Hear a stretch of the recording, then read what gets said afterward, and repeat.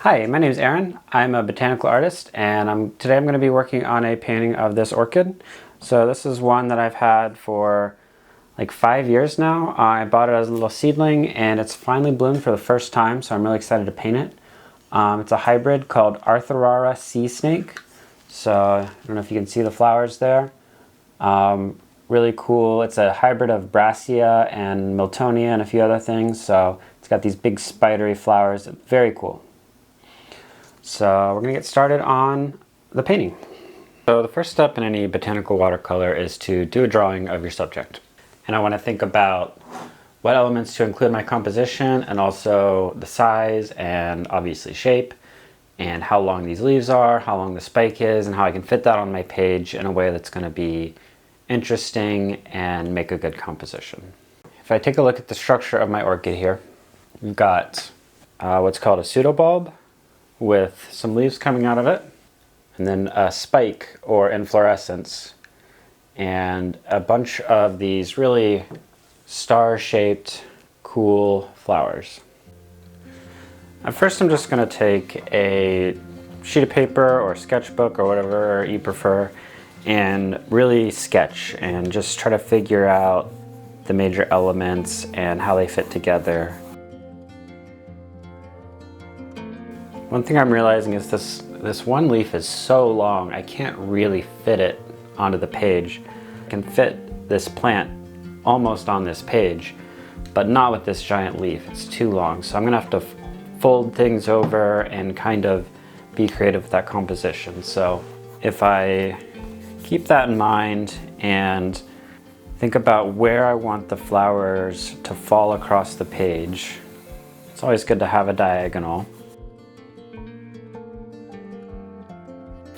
Then the pseudobulb down here.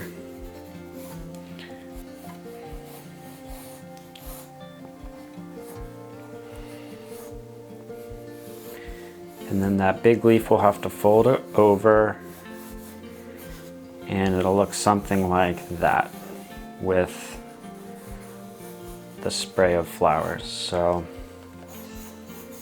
that's pretty rough, but that's what I'm aiming for.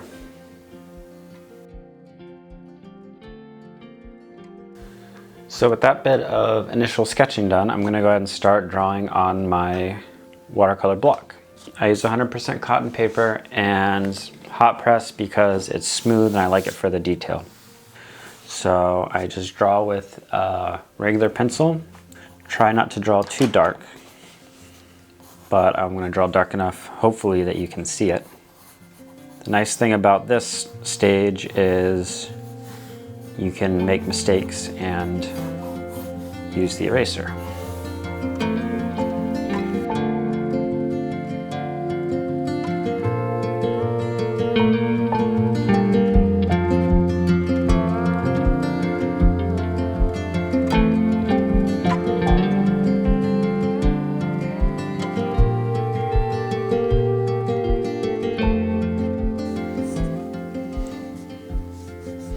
So the sketch starts out pretty rough, and then I use the eraser and refine and try to get some fairly clean lines as I go.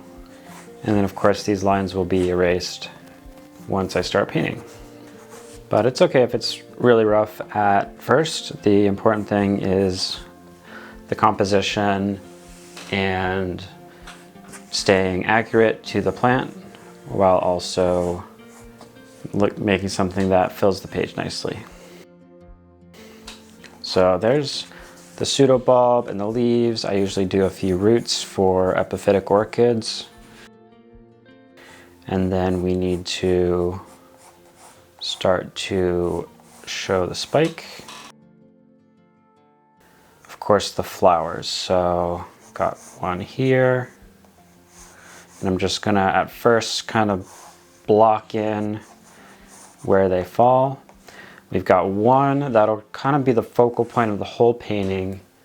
A flower that faces forward right here. So I'm gonna mark the center of it, and that's gonna go right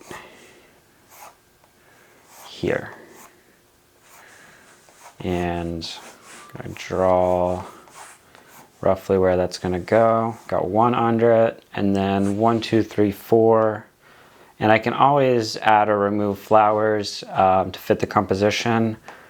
Might be a little tricky to squeeze 4. I might just go with 3 others here. So we'll do 1, 2, 3 going up the spike, and then that'll end it up in that corner. Feeling pretty good about that. I just need to now accurately draw the flowers. So drawing an orchid flower, if you look at the anatomy of the flower, there is right in the center a little nose piece, which is called the column. And then coming down from the column is the lip. So that in orchids is usually very unique, has a lot of color on it, and can vary a lot from species to species. So that a lot of times can be the trickiest part to draw of the flower. So I'm just going to loosely pencil that in. So the lip is technically one of the petals, and then there are 2 other petals that form a triangle with the lip. And again, I'm just being loose and sketchy, trying to figure out the shapes, and then I'll refine my line work later. So you've got technically 3 petals here, and then 3 sepals, which in this case, on this particular orchid, the sepals look very similar to the petals. So you've got the dorsal sepal that comes straight up, opposite the lip, and then 2 long sepals down here. So you end up with what looks like a big star and the lip.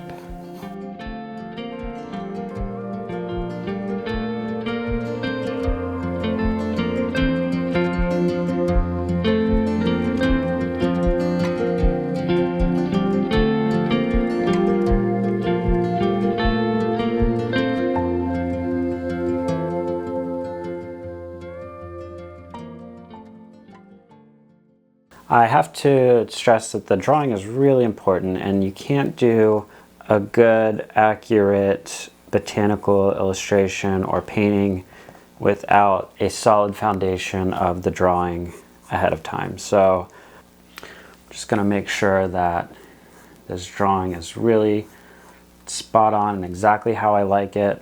Erase any extra lines, actually lighten some of the darker lines before I add paint.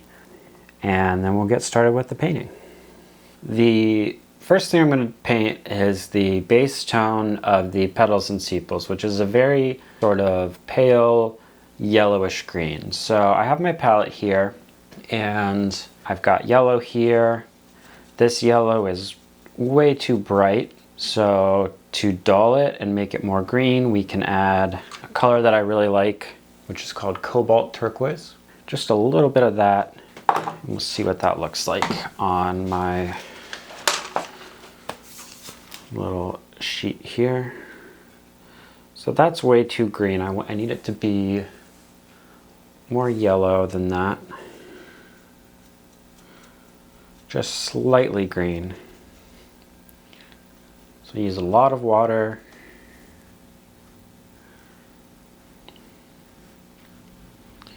And of course I'm comparing to my subject in front of me. And we'll go right here into this flower. Now with watercolor, of course, we always want to go at first very light and very loose with the first layer of paint. I've got a fairly large brush. All of the darker details will come later. I'm trying to paint inside the pencil lines, not over top of them too much, because the pencil lines become much harder to erase once they have even just a little bit of paint over top of them.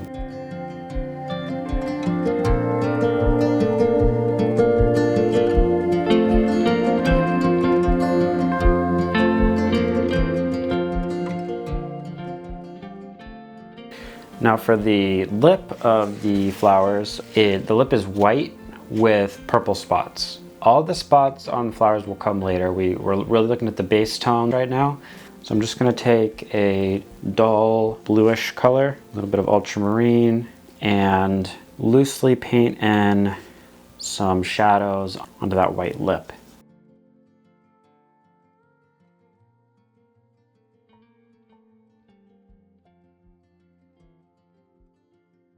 Okay, I'm going to start thinking about the leaves now and the rest of the plant. The green that comes out of the tube for watercolor, it's hard to find something that really looks natural. It's better to mix than use these pigments directly. So this is Hooker's green, which is one that I do use in my palette.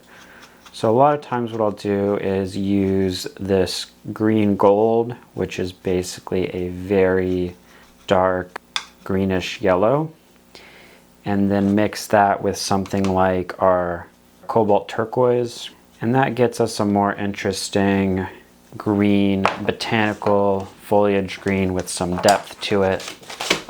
You get some granulation because of the cobalt. It's a really vibrant color that's just a lot more natural looking and interesting than what you get out of a tube. So I'm going to use a fairly large brush and again a lot of water and do an initial wash on the leaves here. Again, very loose. We're just trying to establish a base of color and a sense of light. So where there's a highlight, it's okay to leave white. We want to leave some white. The last thing you want to do at this beginning stage is go too dark and cover up the paper in a way that it's just going to look dead later on. Leaving little bits of white in your painting give it a lot of life and a sense of light.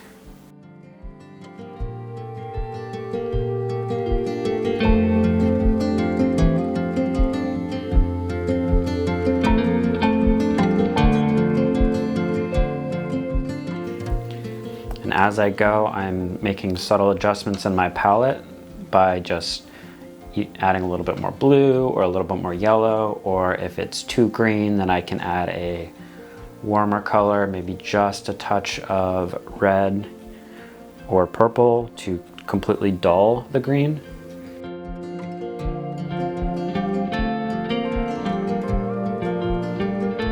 So this is of course done very loose and quickly with a lot of water, just to both keep the paint very light and to cover a lot of area quickly. This is where I am really putting a lot of trust in the drawing I did earlier, because now at this point I can't move the leaves around or make major changes to the composition.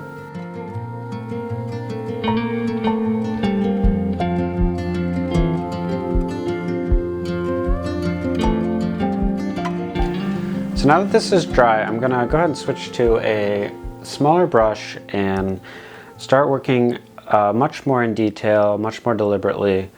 And I'm also going to, as I work, start erasing a lot of my pencil lines. If I take my smaller brush and just pick up some of my same green color and start working in smaller brush strokes, this is more of the style that I prefer to work in all the subsequent layers after that first wash. And I'm going to pay a lot more attention to my edges and to the detail, of course. We're going to start building up layers of paint like this. So if you think of that first layer of washes as the first stage of the painting, this second stage as sort of the middle stage, this is where we're going to spend most of our time on the painting, building things up slowly, more deliberately, like I said. And then the last stage is going to be the really fine detail, the spots on the flower, and all the things like that that you really want to save for last.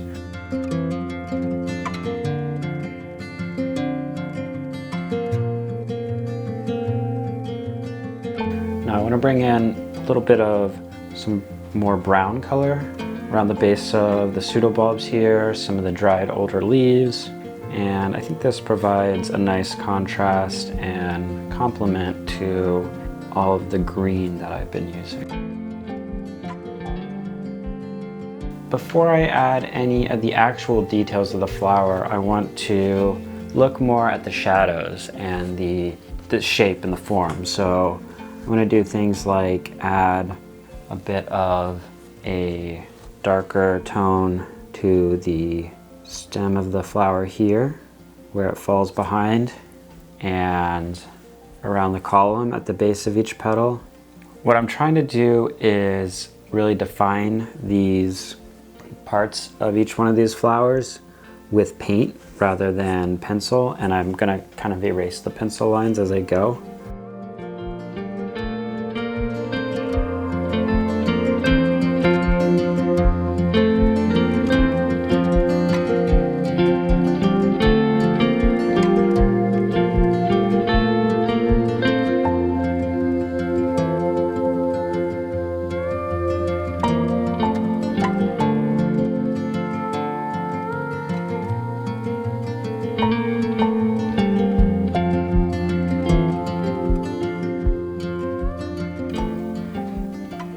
It's okay to create lines with your brush, but you just don't want the whole thing to look outlined. So what I don't want to do is this, completely outline the whole thing. That's gonna look kind of cartoony and unnatural. So I'm gonna do more of something like that. And then in some places I'm gonna remove that. In some places you can do more of a suggestion of an outline.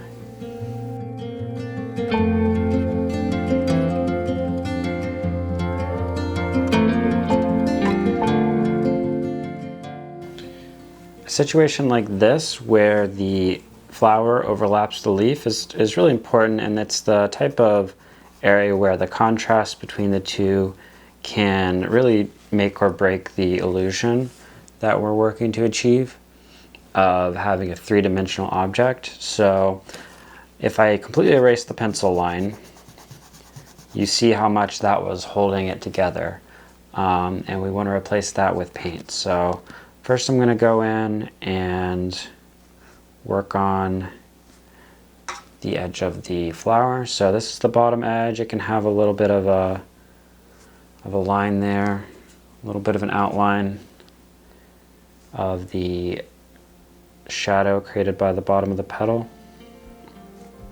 It's actually a sepal in this case.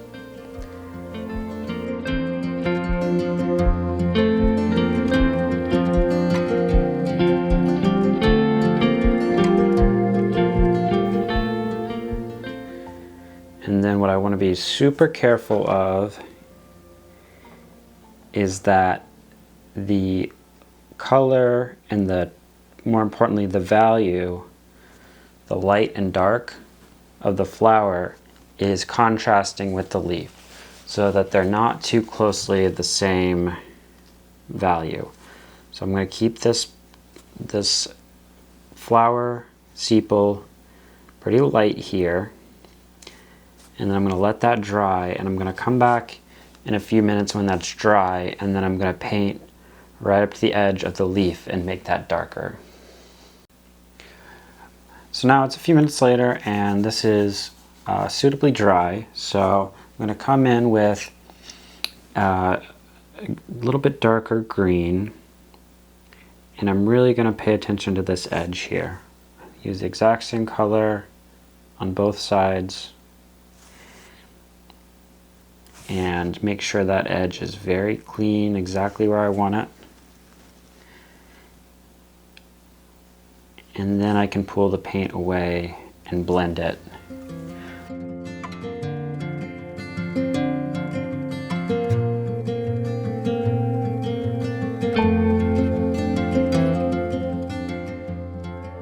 Now we're really working on the edges and sharpening things up and defining details a bit more. So I'm using now a liner brush, which is specifically designed for lines and edges.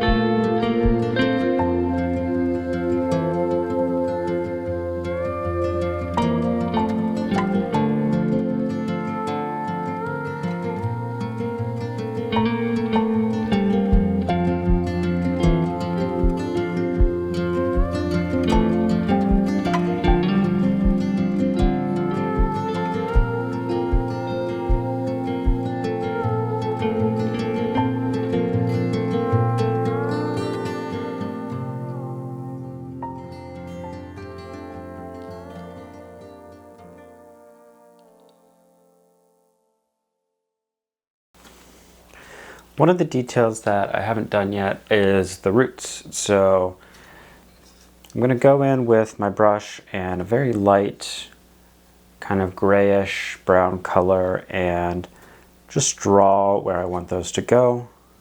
I want this to be very light. I can lift up a very light brush stroke like this if I change my mind or want to move it later.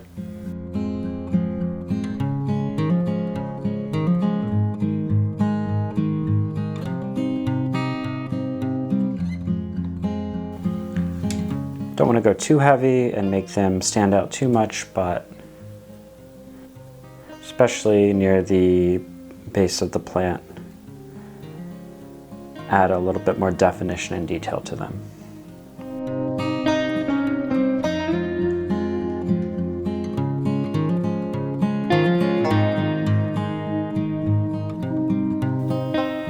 All right, I'm feeling pretty good about what I've got so far here. But we're still missing one major element, and that of course is the spots and all the details on the flower.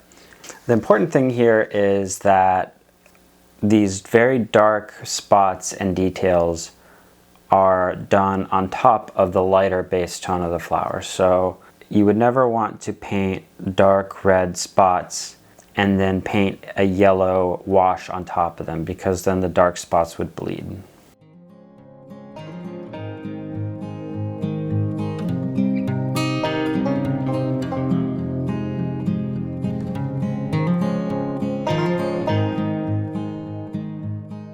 So by basically sketching with this very light version of the red color, I can just practice the size and shape and placement of where these are going to go without fully committing to these very dark spots. Now the lip of each flower has a very similar colored spotting, but it's a bit more intricate pattern rather than just the banding that's on the petals and sepals. So it's definitely something I want to tackle in a similar manner of doing it very light at first.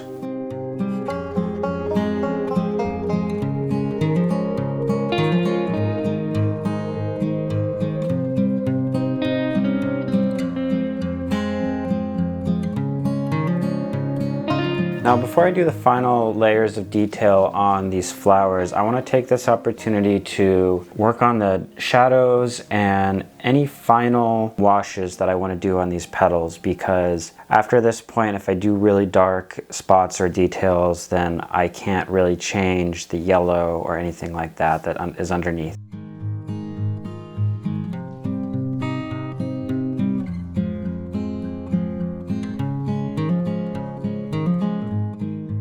And I'm going to do another pass on the shading on the lips as well. There's a lot of detail around the center or the column of each flower that I'm going to go ahead and start adding in with one of my smaller brushes.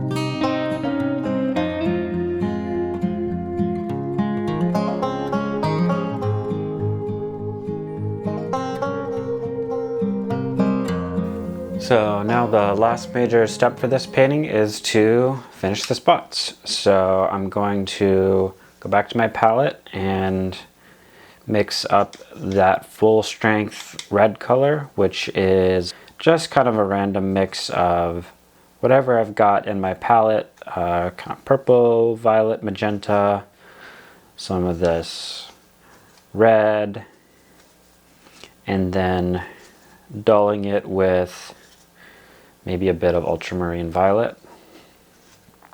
And I want it to be fairly dark and concentrated. And we're going to go directly in on top of the previous little spots that we painted. Now this sort of thing can be deceptively tricky because you have to use enough water to spread the paint evenly.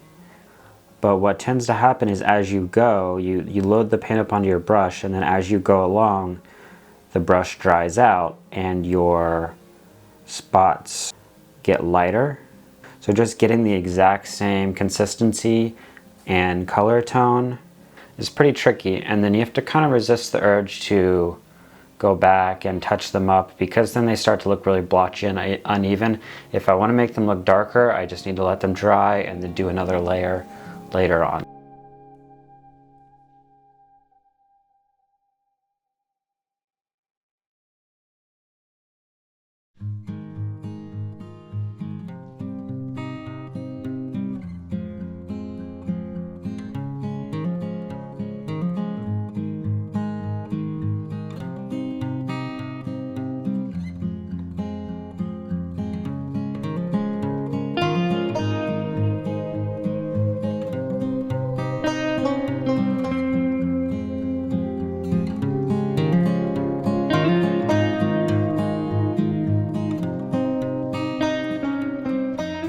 So now that this is dry, I can fully erase any trace of pencil that's left. I think what I have looks pretty good. I just need to go a little bit, I think I want to go even darker on those spots, or at least some of them, and just generally tighten up my details and push things a little bit farther and clean up my edges.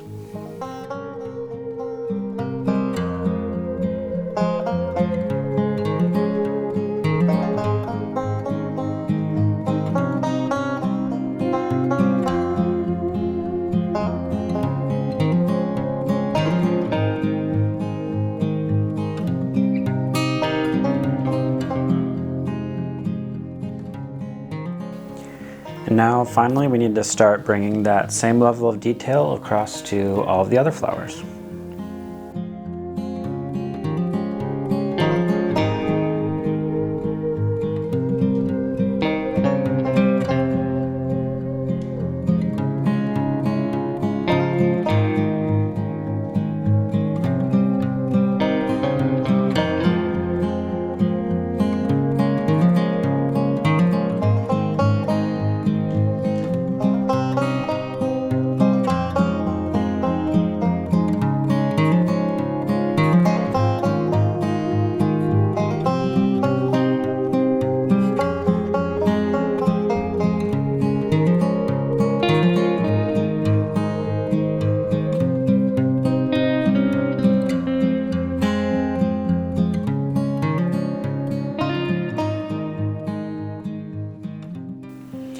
At this point, the main thing that's left to do is to continue to refine the very fine details, especially in these flowers.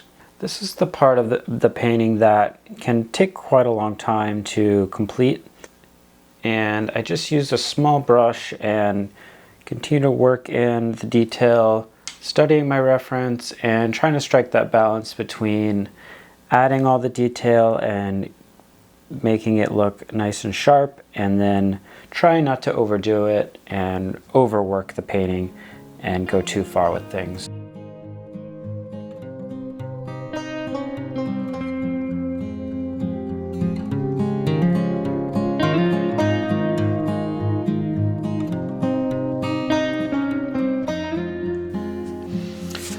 So I've been working on this one on and off for a couple of days now, and it's hard to know when to stop, but I think this video is probably getting pretty long, so here's the Arthurara Sea Snake. And painting and the plant. And you can kind of see the side-by-side comparison there. So if you enjoyed this video and you like my work, check out my website. There's a link in the profile. I've got a lot of prints and other stuff on there, stickers and everything else of orchids and a lot of other types of plants, like the print behind me. So check the link in the description of the video for that. I've got a lot of orchids blooming and other plants right now that I want to paint, so I'm gonna try to do some videos of all of those and post them. So be sure to subscribe to the channel, like this video, and follow along so that you don't miss anything. And thanks for watching.